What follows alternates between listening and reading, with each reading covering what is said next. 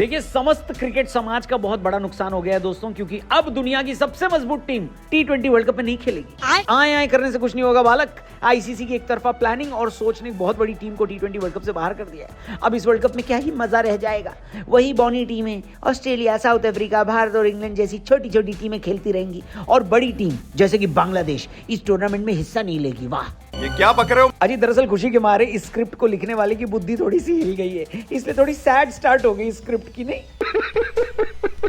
Hello hi नमस्कार, crico देख रहे हैं आप, मैं हूं रौनक। बांग्लादेश ने आखिरकार फैसला ले लिया है कि वो T20 वर्ल्ड कप में अपनी खुदवाने भारत नहीं आएंगे। इस पर हमने एक डिटेल में वीडियो बनाई, अपने नोपो चैनल पर जाकर देखना। यहां इस वीडियो में हम बांग्लादेशियों को साइड करते हैं, बात करते हैं T20 वर्ल्ड कप की अपनी तैयारियों की, क्योंकि आज है कीवियों के खिलाफ T20 सीरीज में हमारा दूसरा मैच।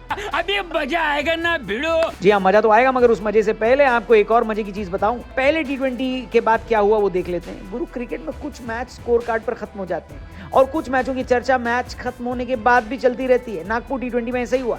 जैसे ही भारत ने न्यूजीलैंड को 48 रन से हराया, थोड़ी देर में सोशल मीडिया पर सामने आई गौतम गंभीर और शशि थरूर की तस्वीर। क्या बात कर रहे हैं? दोनों स्माइल करते हुए खड़े हैं, एकदम फ्रेंडली अंदाज में, और कैप्शन में थरूर साहब ने लिखा कि पीएम के बाद भारत में सबसे मुश्किल काम करने वाला इंसान। बात तो सही है। ये लाइन गंभीर भाई की तारीफ में कही गई थी, लेकिन इंडियन क्रिकेट में तारीफ भी अक्सर ट्रिगर बन जाती है।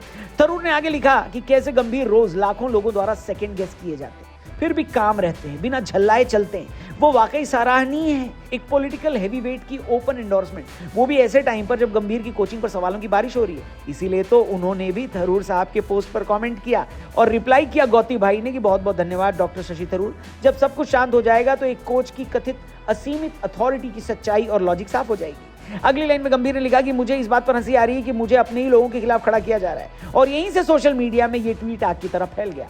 फैंस कंफ्यूज्ड हैं, एक्सपर्ट्स अलर्ट हो गए और क्रिटिक्स एक्टिवेटेड हो गए, और सब सोचने लग गए कि ये अपने ही लोग कौन लोग हैं भाई। हेलो, ये सब क्या देखना पड़ रहा है? मुझे तो इंदौर वनडे के बाद वाली फुटेज ही ध्यान में आई, जब क्राउड गंभीर के खिलाफ नारे लगा रहा था। एक वक्त को तो ऐसा लगा चीकू भाई अपना मुंह कवर करके हंस न दें। I'm joking। वैसे गंभीर भाई ने अपने रिप्लाई में नाम नहीं लिया किसी का, पर इंडियन क्रिकेट में साइलेंस भी एक बयान बन जाती है। अब अगर सिर्फ एक T20 जीत होती है तो शायद ये ट्वीट इतना बड़ा नहीं बनेगा, लेकिन इस रिप्लाई का बैकड्रॉप बहुत गहरा है।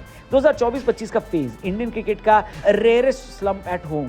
पहली बार न्यूजीलैंड ने भारत में टेस्ट सीरीज 3-0 से स्वीप की।